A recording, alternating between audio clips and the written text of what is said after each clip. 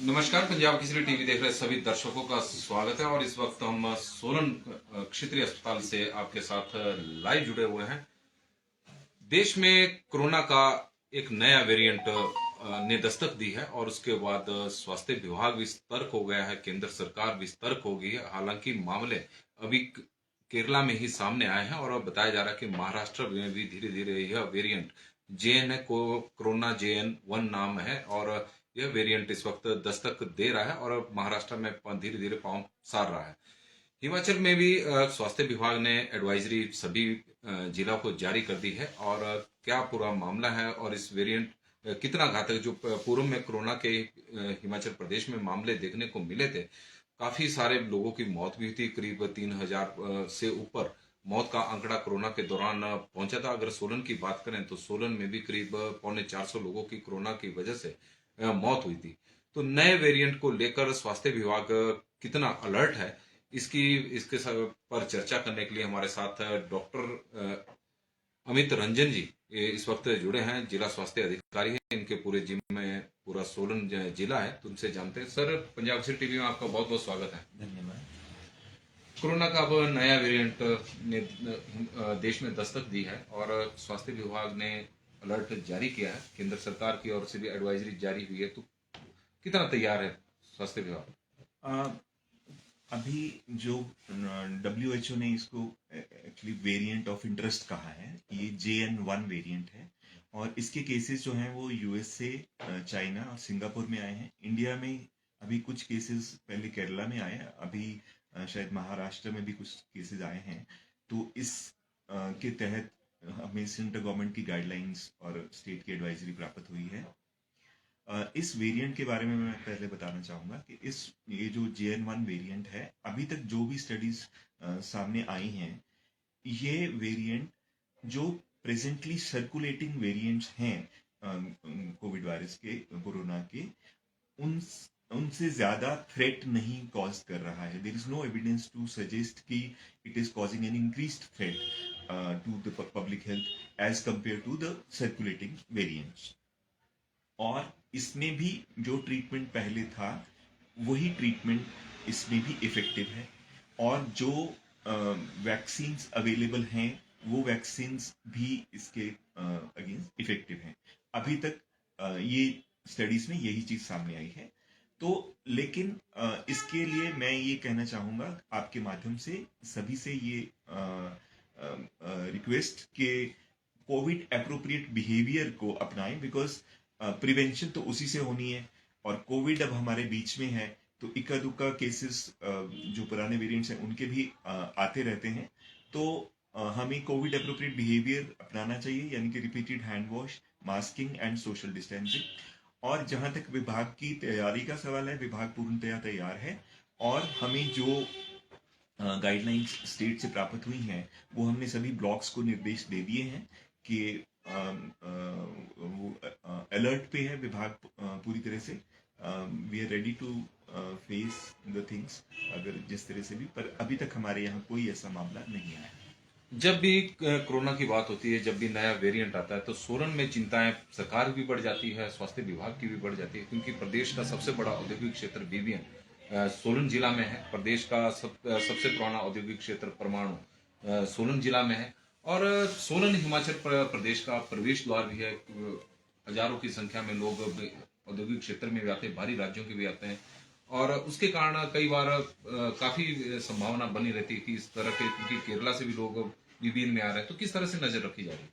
देखो, उसमें आपने बिल्कुल ठीक कहा कि हमारा बॉर्डर एरिया है जो बद्दी, नालागढ़, परवाणु इंडस्ट्रियल टाउनशिप्स हैं और इंपोर्ट होने के केसेस, इंपोर्ट होने के चांसेस जो है वो डेफिनेटली ज़्यादा रहते हैं, इसलिए हम भी अलर्ट पर रहते हैं।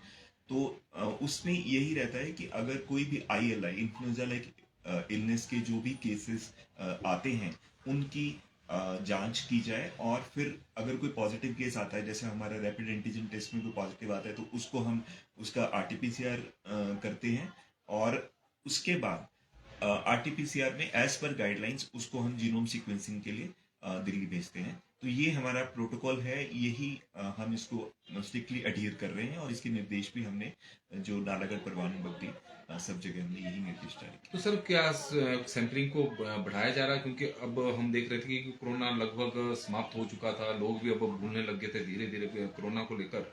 और अस्पतालों में भी ऐसे कोई कोरोना को लेकर टेस्ट अब सैंपलिंग सैंपल नहीं लिए जा रहे थे।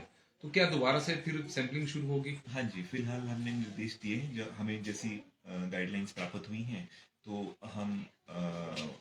हमने सभी ब्लॉक्स को निर्देश दिए हैं कि जो सिम्टोमेटिक पेशेंट्स हैं उनकी टेस्टिंग की जाए, और जो पॉजिटिव आते हैं उनको आइसोलेट किया जाए, और साथ में उनकी आरटीपीसीआर टेस्टिंग की जाए। यदि हम लास्ट ईयर की बात करें, क्योंकि लास्ट ईयर भी कुछ इसी तरह का मौसम हिमाचल प्रदेश में था, दिसंबर का महीना था और बारिश हो नहीं रही थी, क्योंकि जिस तरह से इस बार भी बारिश हो नहीं रही है और सूखी खांसी, सूखा मौसम है, सूखी ठंड हो रही, तो खांसी के मामले अधिक आ रहे हैं, वायरल के मामले अधिक आ रहे हैं। लेकिन जैसे ही स्वास्थ्य विभाग सैंपलिंग शुरू कर देता है, तो इस तरह के पेशेंट हॉस्पिटल में आना बंद कर देते हैं कि कहीं कोरोना पॉजिटिव ना हो जाए, तो इस तरह का डर भी बना रहता है। देखो, जैसा कि कोविड आपको पता है कि 2019 में आया, एक नई चीज़ थी, दहशत भी थी, और उससे नुकसान भी हुआ, उससे मॉर्बिडिटी, मोर्टेलिटी भी काफ़ी बढ़ गई थी। तो एक दहशत होना स्वाभाविक है, मैं समझता हूँ।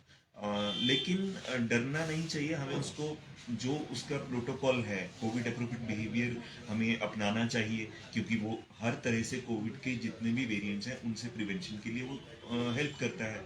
तो हमने अगर पहले देखा भी है कि वो उन सब चीज़ों को एडहियर करने से हमें फ़ायदा भी हुआ, तो कोविड अप्रोप्रिएट बिहेवियर अपनाना चाहिए। और जहाँ पर अगर डॉक्टर को लग रहा है सिम्टोमेटिक केस है, और अगर वो कह रहे हैं कि टेस्ट करवाना, तो टेस्ट भी करवाना चाहिए, क्योंकि टेस्ट करवाने के साथ, जैसा कि पहले था, तो ये तो हमें इससे पता लगता है कि अगर हम टेस्ट करवाएंगे, आइसोलेट होंगे, अगर कोई पॉजिटिव है, तो हमारे घर में कोई बुजुर्ग हैं या वो हैं, तो वो भी इससे बच जाएंगे।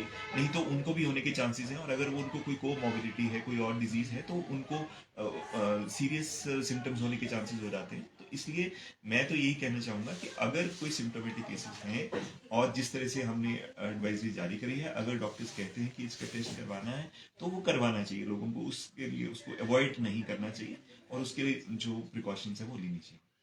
यदि हम जिला सोलन की बात करें, क्योंकि कोरोना वर्ष 2020 में जिला सोलन में भी सबसे पहले मामले सामने आने शुरू हुए थे और करीब 32-33 हजार के आसपास मामले सामने आते कोरोना के। उसमें से करीब 400 के लोगों की मौत भी हुई थी। तो कितना था पूरा मामला, कि कितने मामले उस दौरान सामने आते थे आंकड़ों के हिसाब से? एक्चुअली आंकड़े जो एग्जैक्ट, जहाँ तक मेरी जानकारी है, टोटल जो 32,284 मामले रिकवर हुए हैं, रिकवर, हाँ, 400 के आसपास मौत हुई और थी। 341 डेथ्स हुई थी हाँ, हमारे 341। डिस्ट्रिक्ट में उस टाइम जब कोविड बहुत ज़्यादा था। उसके बाद स्कैटर्ड कोई एक दो केसेस आए होंगे, लेकिन वो बहुत बढ़िया इम्प्रूव किए हैं। कोई ऐसा अभी तक एट प्रेजेंट हमारे पास कोई भी मामला नहीं है कोविड। बीच में जब कोरोना के मामले सामने आए तो कोरोना वैक्सीन लगाई जा रही थी, पहला चरण हुआ, बाद में दूसरा भी हुआ, फिर तब तीसरा हुआ। तीसरे चरण में उस तरह की संभावना, उस तरह लोगों ने दिलचस्पी नहीं दिखाई। तो क्या फिर से वैक्सीन का क्रम शुरू होगा? देखिए, अभी तक तो ऐसा कोई नया प्रोटोकॉल या नया कुछ नहीं आया है, गाइडलाइंस। तो अभी जो पुरानी दिशा निर्देश थे वैक्सीन को लेकर के, अभी वही चल रहे हैं। तो जैसे होगा वो अकॉर्डिंगली हम करेंगे। धन्यवाद जी। और जिला स्वास्थ्य अधिकारी डॉक्टर अमित रंजन तलवार जी का कहना है कि कोरोना का जो नया वेरिएंट है उसको लेकर स्वास्थ्य विभाग बिल्कुल तैयार है, क्योंकि प्रदेश का सबसे बड़ा औद्योगिक क्षेत्र बीबीएन है, तो और वहां पर प्रतिदिन बाहरी राज्यों से लोग आते जाते रहते हैं और प्रदेश का प्रवेश द्वार और सबसे पुराना औद्योगिक क्षेत्र परमाणु भी जिला सोलन में है। तो उसकी वजह से परमाणु और बीबीएन क्षेत्र में स्वास्थ्य और धीरे धीरे अब सैंपलिंग को भी बढ़ाया जाएगा। जहाँ किसी टीवी